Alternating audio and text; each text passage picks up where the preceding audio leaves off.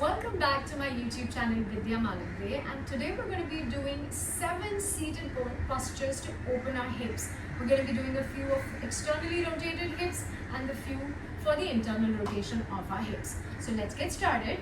We're going to come into Baddha Konasana, or simply said the butterfly. Your feet are together like a namaste. Just hold on, make a nice interlock finger and hold the back of your feet, and then just maybe a few butterflies. Now the closer the feet are to your groin, the better it is. So let's just go and butterfly it out for a little bit. You can always see that maybe one side is a little tighter than the other. For me, my left hip flexor is slightly tender, so the right one's much better. But yeah, and even if you look like this, it's okay. Try and get the movements to be a little bit wider and more pronounced this time. Also making sure that we're not really rounding and closing our chest here. Open up the chest, shoulders down, really lift yourself through your spine and your crown, and just give it another 4 or 5 of this, and after that we'll just sit in stillness for a while. Now this can be a little tough. I just want you to have the knees go to the side as much as you possibly can, and then maybe just pull yourself down again without rounding this time, just straight on, leading with your chest. Your chin is still up, and having your elbows go into your thighs, and see how that feels. So just push those thighs down with your elbows. Just stay here, no need to round and go all the way down. Just stay here. Just allow those muscles to really push the knees down, and of course a little bit of help with your elbows as well. Like I said, you can watch TV like this also. One more breath here, just deep, nice inhale, close your eyes, feel that stretch, and exhale, and then come up. The next one that we're going to be doing is lovely rock the baby pose. So I'm just going to keep my left foot wherever it is right now. The right leg, I'm going to lift up slightly and have it either in my left palm, or have that foot, if it's possible, on your forearm, or then maybe in the hook of your elbow. If this is good for you, wherever is good for you, you just take the right arm around, maybe interlock the fingers, and sitting tall is important, bringing that hip towards, bringing that chin towards your chest. So you might look like this as well, which is okay, no problem. As you go along and things get a little flexible, you'll be able to do this. Now you can always stay here, or maybe I like to just rock that little baby around. We always like the rocking, so it also gives my spine a little bit of work to do, releasing of the spine actually. So yeah, again your toes, be mindful that they're sort of pulled towards your knees and not just hanging in there. So really like look after that baby and give it this nice little rock. So just a few breaths, again watching your TV, or maybe you're just watching something on your laptop.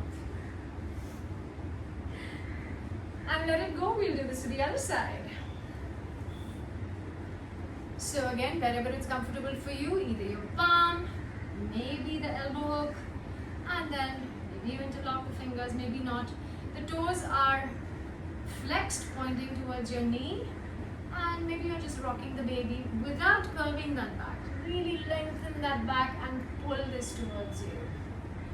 Really lovely stretch for your hips, of course, but also for the glutes, also for that piriformis muscle under which the sciatica nerve travels.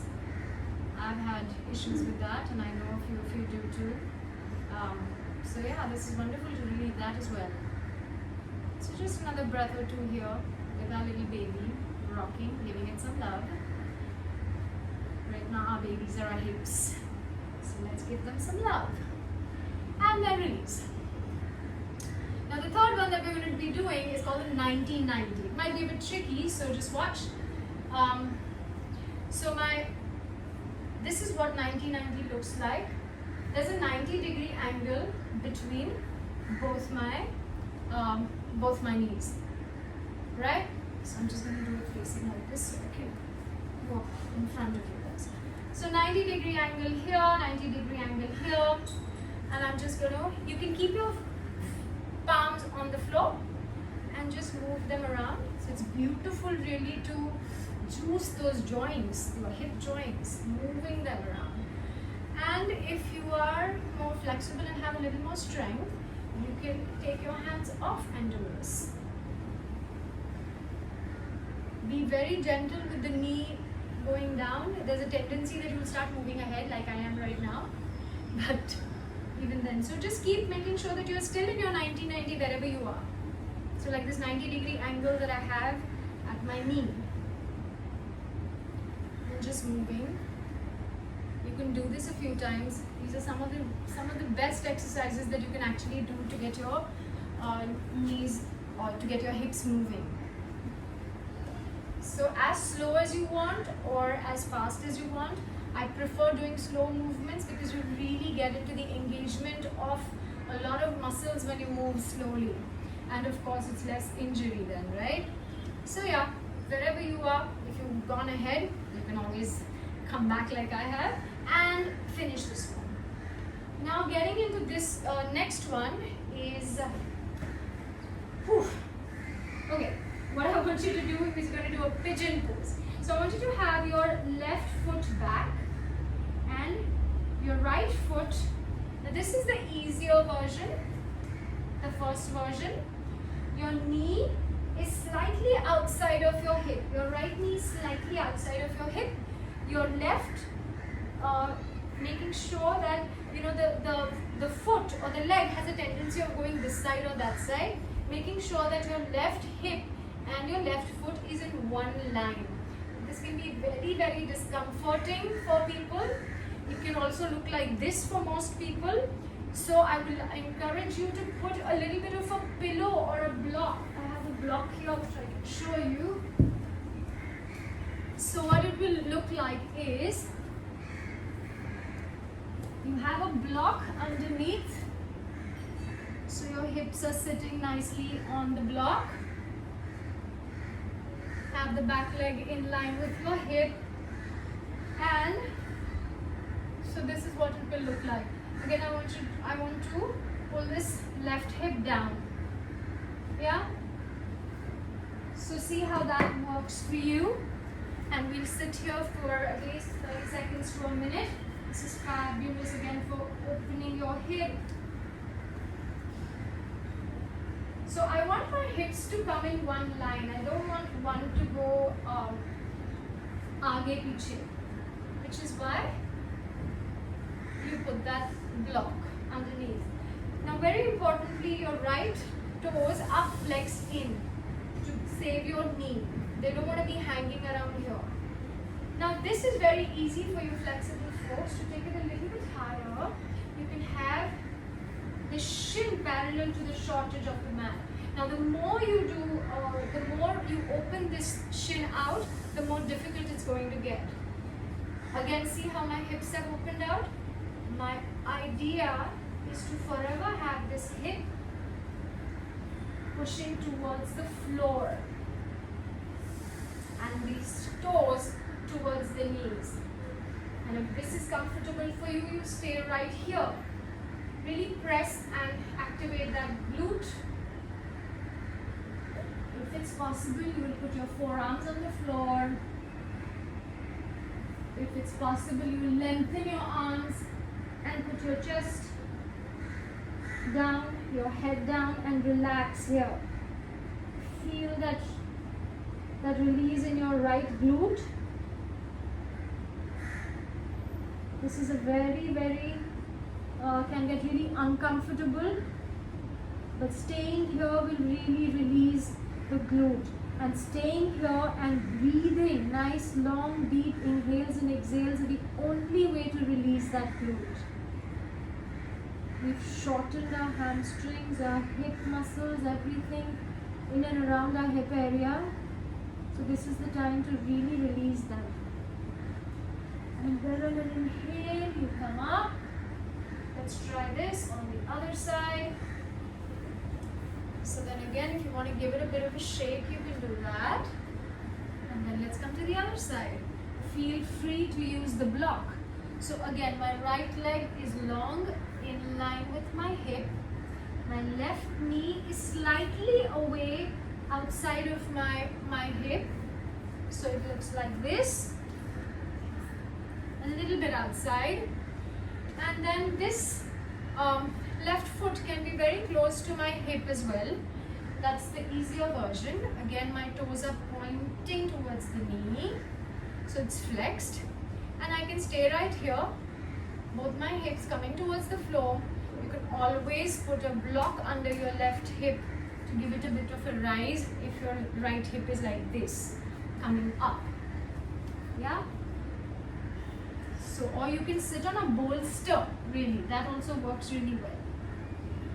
Now, if this is clear, you can want to take a little bit higher. Have the shin in line with the front of your mat, toes pulled in, stay down, keep pulling this hip down, the right hip coming towards the floor. And then maybe you want to just forearms down, forehead down, whatever is working for you. Stay in that stretch just 30 seconds more. Allow yourself to breathe. You know it's intense, but it really, really works in releasing. We hold a lot of emotional tension in our hips. We hold a lot of insecurities in our hips. So let's release some of the emotions as well, along with the muscles. Anytime the knee hurts, please back off.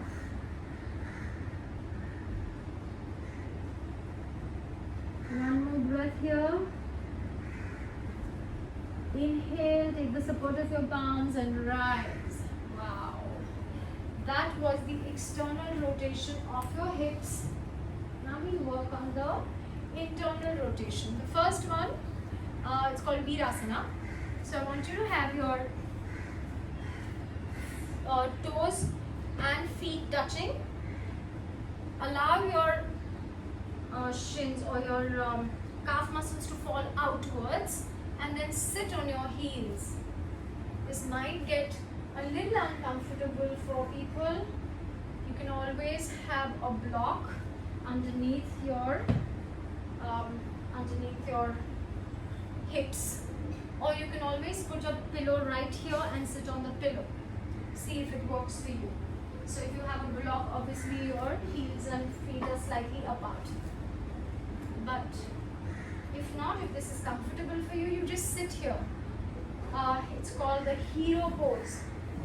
You have your palms facing down, close your eyes, and actually just sit there. Feel like a hero. Don't round your chest up. The ankles might hurt. You can roll a towel and keep under your ankles as well, or a pillow. So there are lots of these props that one can use in yoga, which is really quite wonderful to have these props around. Like I said, watch your TV. A really nice stretch on your thighs as well. It's a beautiful meditative posture. And then come out of it. The next one that we're going to be doing is the cow face. This is also for the internal rotation of the hip. So bring your feet forward. I want your left foot coming in from underneath towards your right glute, and then your right foot right across. Now if this is okay for you, just stay here, or maybe you want to take it right across to your left glute. For this, you maybe want to stand up a little bit and stack your knees over each other. Now this is not working for you, your foot can always be across the left knee. Yeah, we're coming to the cow face pose. Here, all I want you to do is just go underneath and have your head down. That's all you do. That's the first variation. The second variation, we can always work our shoulders along with our hips. So take the right arm up, inhale.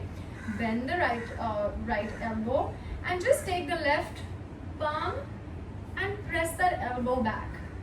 Now always making sure that you're not rounding your back and your head and neck is not like this. So just press it and look up. So I'm just trying to open this angle of my shoulder. So have the left palm really across down onto your middle of your spine. So let's see how that works. We'll just try and open the right arm while internally rotating our hip. Stay here for one more breath.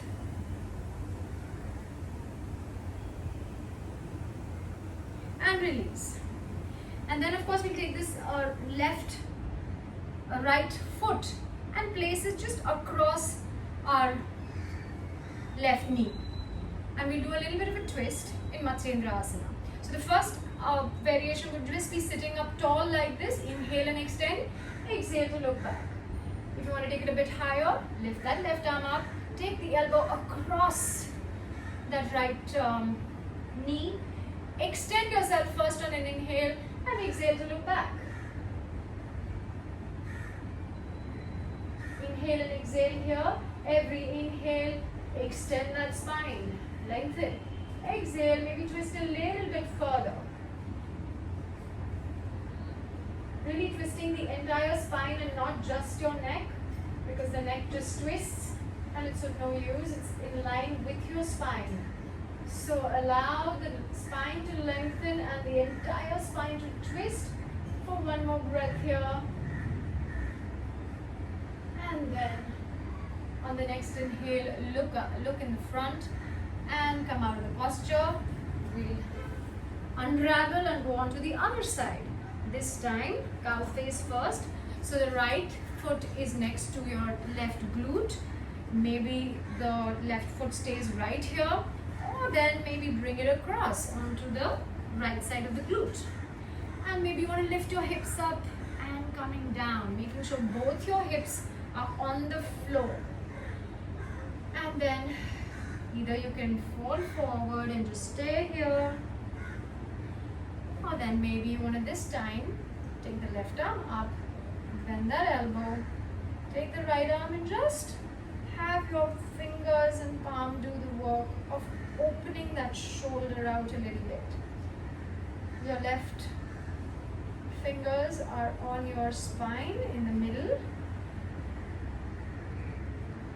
Let's work this. Opening of the shoulder and rotating off the hips. Breathe, just close your eyes and breathe into the stretch. Again, have your neck and your head push that right forearm back instead of the forearm going into the neck and curving your neck and back. One more breath. And then release. One last thing, Matsyendrasana, arms to the left side. So bring that foot in the front if it's not already there. Hold on to your knees, both your hips on the floor. Inhale to lengthen, exhale to look back.